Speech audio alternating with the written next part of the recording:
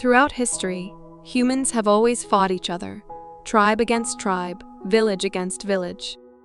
This pattern of conflict escalated until entire countries or groups of countries declared war on one another.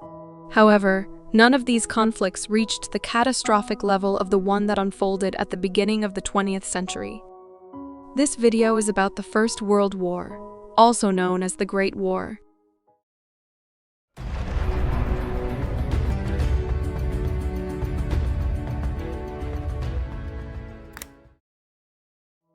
The spark that ignited this global conflict occurred in the Balkans, a region that had long been a battleground for three empires: the Russian Empire, the Ottoman Empire, and the Austro-Hungarian Empire.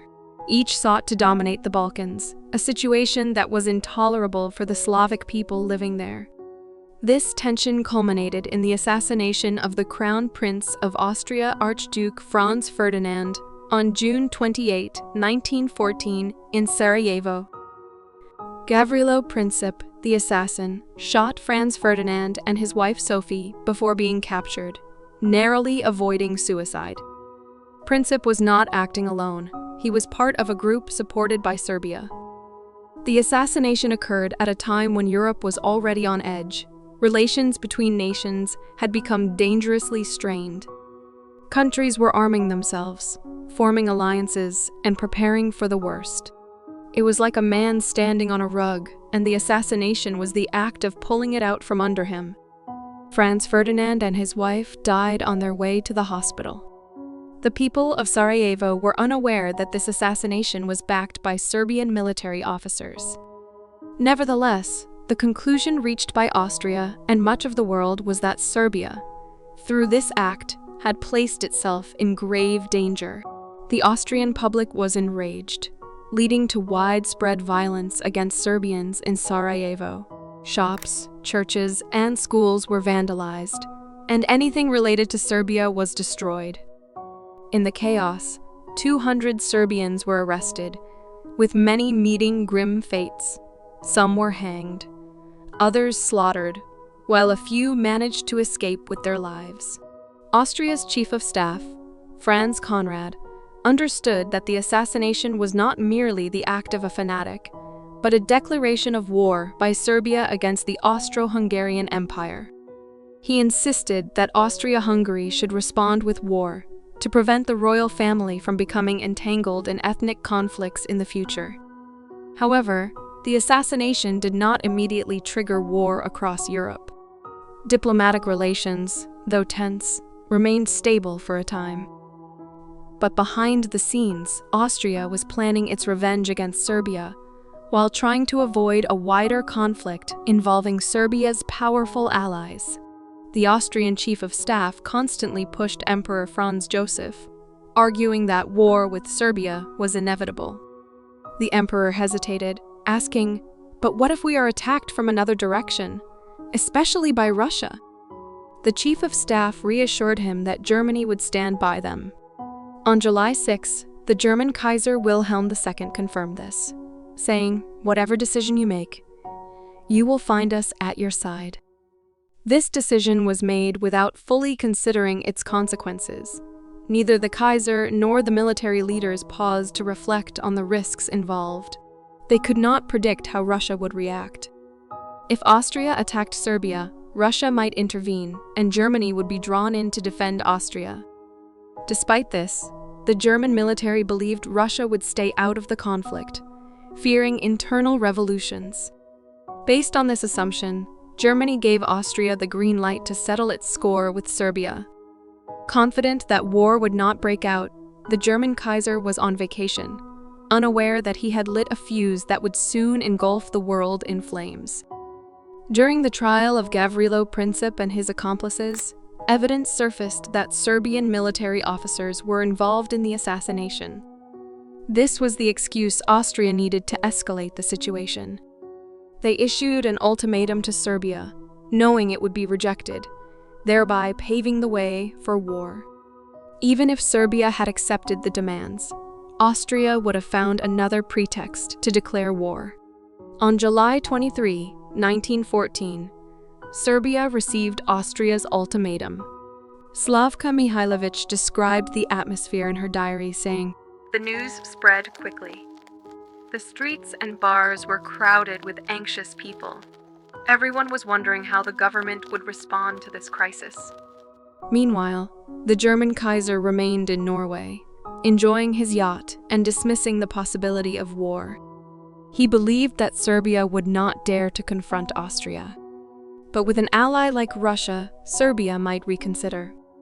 The day after, on July 24, 1914, Serbia sought assistance from Russia, led by Tsar Nicholas II, that Austria would not have acted without Germany's backing. On July 26, Russia began mobilizing its reserve units. It was clear that Europe was on the brink of disaster. British Foreign Secretary Edward Grey warned on July 28, "Once this conflict extends beyond Austria and Serbia, involving other powers, it can only end in a catastrophe that will engulf the entire continent." He was right. That same afternoon, Austria declared war on Serbia. Mihailovich described the scene from the hospital where she was staying. "Glass shattered across the floor, patients screamed, and the explosions outside were relentless. It was an inescapable reality. War had begun." As the Austrian army attacked Belgrade on July 29, the great powers of Europe exchanged telegrams. But diplomacy had little power once the military was involved. When Russia mobilized its troops, Germany knew its time had come. The alliance with France complicated matters, as Germany now faced the prospect of a two-front war. On August 1, Germany declared war on Russia, and 2 days later, it declared war on France. 10 million men from across Europe were drawn into the conflict, most of them unwillingly. They boarded trains, often not knowing where they were headed, leaving behind families and homes. Germany, Russia, France, Austria, and Serbia each believed they were fighting a defensive war, convinced they were in the right. Up until this point, Britain had remained on the sidelines, but it was clear that neutrality was no longer an option. Britain knew that if it stayed out of the conflict, its interests would be threatened. Moreover, it needed to maintain its alliances with Russia and France. Above all, Britain could not allow Germany to dominate Europe, which would threaten its control of the seas. On August 3, Britain declared war on Germany. The countries involved in the war had entered it armed with new weapons, unaware of the devastation they would cause.